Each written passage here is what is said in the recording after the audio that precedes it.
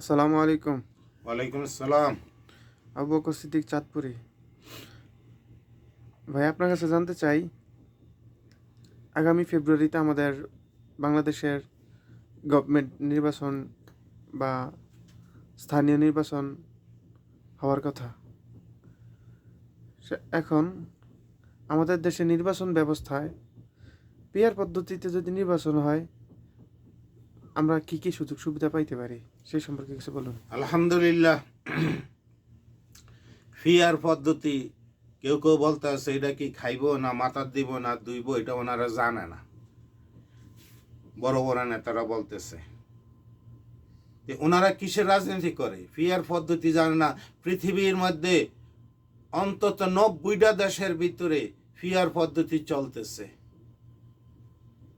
এই বড় বড় রাজনীতিবিদরা সারাদিন রাজনীতি করলো, এখন ওনারা এটা সম্বন্ধে জানে না, বোঝে না কিসের রাজনীতি বলে। ওনাদেরকে বলেন রাজনীতি না করে ঘরে বসে থাকতে।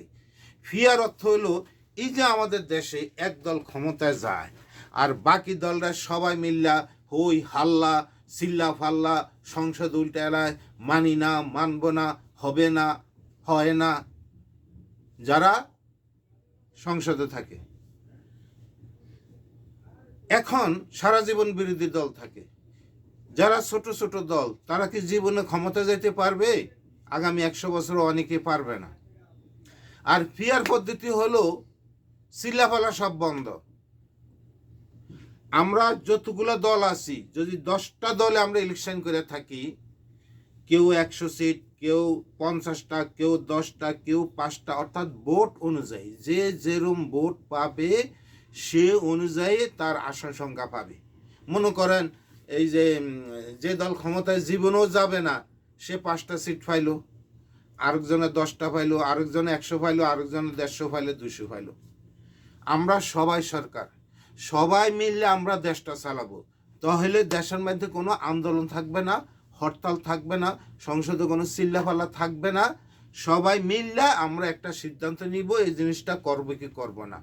দেশের মধ্যে কোনো মারামারি, কোনো কাটাকাটি, কোনো হানাহানি থাকবে না। কোন দল করবে? সব দলও তো ক্ষমতায়, সব দলও ক্ষমতায়। যাদের সংখ্যা গরিষ্ঠতা বেশি, তাদের ইয়েও থাকবে বেশি, রায়ও থাকবে বেশি।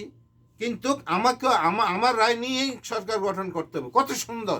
এর চেয়ে সুন্দর পদ্ধতি পৃথিবীতে আর হইতে পারে না। তাই আমি সকলকে অনুরোধ করব, আপনারা পিআর পদ্ধতিতে অনুষ্ঠান করুন। ডক্টর ইউনূস সহ সকল উপদেষ্টাকে অনুরোধ করব, ইসি ডিসি সবাইকে অনুরোধ করব, আপনারা পিআর পদ্ধতি ইলেকশন দেন। আরে ভাই, একটাবার দিয়ে দেখেন না কি হয় না হয়। একটাবার দিয়ে মনে করেন চর্ম নাই, এরা জীবনও ক্ষমতা আসতে পারবে কিনা আমি জানি না। পিয়ার পদ্ধতিতে হইলে ক্ষমতা আসবে। এরা কি দেশের অকল্যাণ চাবে? এরা কি সাদাবাজি করবে? এরা কি মনে করেন মানে এই যত লুটতরাজ, দেশে পাচার, বৈদেশিক টাকা পাচার, এগুলোকে সমর্থন করবে? পারবে না। বড় দল দেখছে পিয়ার পদ্ধতি হলে আমরা বিদেশে টাকা পাচার করতে পারবো না, সাদাবাজি করতে পারবো না, একক সিদ্ধান্ত নিতে পারবো না, যে কোনো কিছু আমরা এককভাবে করতে চাই। আমরা ছোট দলের মতামত নিতে চাই না। তো যদি না চান তো তারা হরতাল দিবে, আন্দোলন হবে, মারামারি হবে, কাটাকাটি হবে, যেই কল হেই মাথা, যেই লাউ সেই কদু। আপনারা পিয়ার পদ্ধতিতে অনুষ্ঠান করুন। আসসালামু আলাইকুম ওয়া রাহমাতুল্লাহি ওয়া বারাকাতুহু।